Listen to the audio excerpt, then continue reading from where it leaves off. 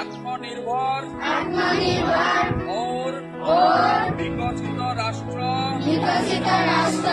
बनाने के सपने को साकार करेंगे।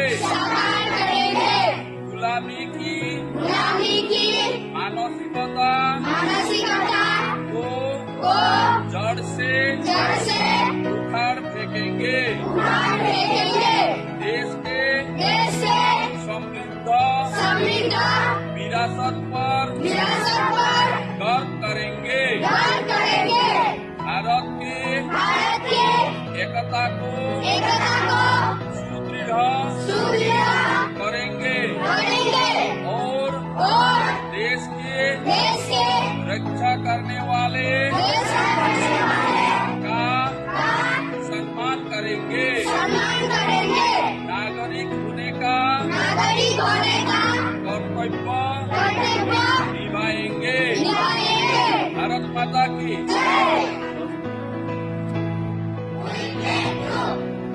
Make India develop and self reliant by 2047. Remove any trace of colonial mindset. Celebrate our heritage.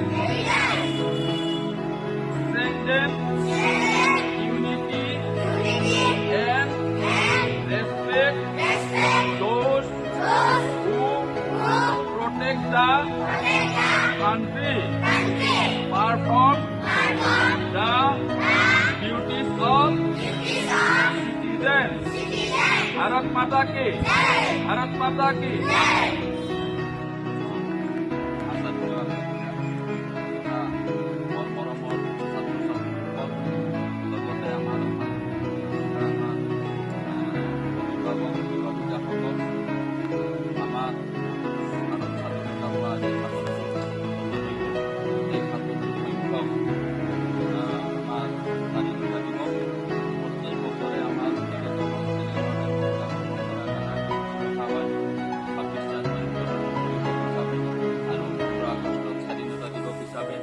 আজি ৭৭ সংখ্যক এই স্বাধীনতা দিৱসৰ পতাকা উত্তোলনৰ বাবে মই আগবাঢ়িছোঁ।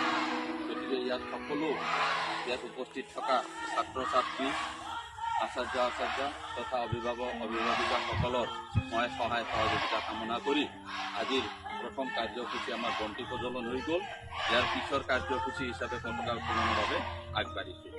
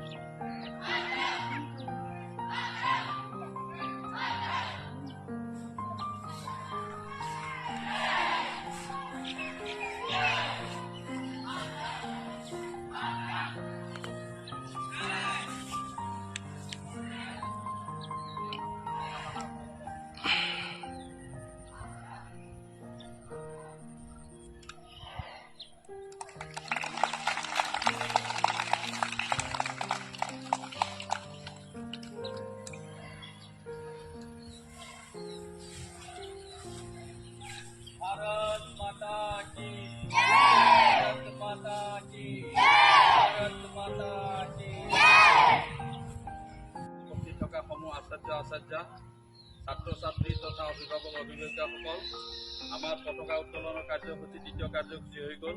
এতিয়া এই যে আমাৰ জাতীয় পতাকা বা ৰাষ্ট্ৰীয় পতাকা তিৰংগা পতাকা ইয়াৰ বিষয়ে আৰু বিশেষ ক'ব লগা নাই, প্ৰত্যেকে আমি জানো। কাৰণ আজি আমাৰ ৭৭ সংখ্যক সম্পূৰ্ণ হিন্দুত্ববাদক ন্যস্ত ৰাখি ভাৰত এখন গোটেই বিশ্বৰ ভিতৰত জাকত জিলিকা কৰাৰ বাবে আমাৰ বৰ্তমানৰ প্ৰধানমন্ত্ৰীৰ যিটো প্ৰয়াস তাক সাৰ্থক হোৱাৰ বাবে আমি অলপ আগতে শপত গ্ৰহণ কৰিলোঁ। আৰু এই শপত গ্ৰহণ বিগত 2 বছৰ 3 বছৰ ধৰি বিভিন্ন স্কুল প্ৰান্তত হৈ আছে, কিন্তু ইয়াৰ আগতো আমাৰ অলপ বেলেগ এটা সুৰৰ মাজেৰে আমাৰ বিশেষকৈ শংকৰদেৱ শিশু বিদ্যা নিকেতন বা এনেধৰণৰ কিছুমান জাতীয় বিদ্যালয়বিলাকে শপত গ্ৰহণ কৰি আহিছে। কিন্তু ভাৰত চৰকাৰে যোৱা বছৰৰ পৰা এটা বিশেষ পদক্ষেপ লোৱাই শপত গ্ৰহণটো প্ৰত্যেকটো শিক্ষানুষ্ঠানত এটা কম্পালচৰি অৰ্থাৎ বাধ্যতামূলক কৰাই আমিও এই বাধ্যতামূলক কাৰ্যসূচীটো যোৱাকালিৰ পৰা কৰিব লাগিছিল। যোৱাকালি আমাৰ বিশেষ অসুবিধাৰ কাৰণে কৰা নহ'ল যদিও আজিৰ পৰা আমি আৰম্ভ কৰিলোঁ। আমি যিহেতু ৰাতিপুৱাৰ ভাগত প্ৰাৰ্থনাত আমি দেশপ্ৰেমমূলক গীত বা গ্ৰেহমূলক বক্তব্য আদিৰ মাজত ভাৰতৰ এটা একতাৰ বাবে আমি সদায় শপত গ্ৰহণ কৰি আহোঁ। সেয়ে আমি ভাবিছোঁ আমি ধৰি লওক কৰি থকাৰ বাবে কৰিব নালাগে, কিন্তু চৰকাৰৰ এটা বিশেষ নিৰ্দেশৰ বাবে আমি শপত গ্ৰহণটো কৰিলোঁ। গতিকে এই শপত গ্ৰহণটো যাতে সাকাৰাত্মক ৰূপ পায় তাৰ প্ৰতি সকলোৱে লক্ষ্য ৰাখি ভাৰতৰ বাবে সকলোৱে এক ভাৰতীয় হিচাপে থিয় দিবৰ বাবে মই সকলোকে আহ্বান কৰি আজিৰ পতাকা উত্তোলনৰ এই বিশেষ সত্ৰত ইমানতে সামৰণি মাৰিলোঁ। ইয়াৰ পিছত আছে আমাৰ দেশপ্ৰেমমূলক গীত। গতিকে মই ছাত্ৰ ছাত্ৰীসকলক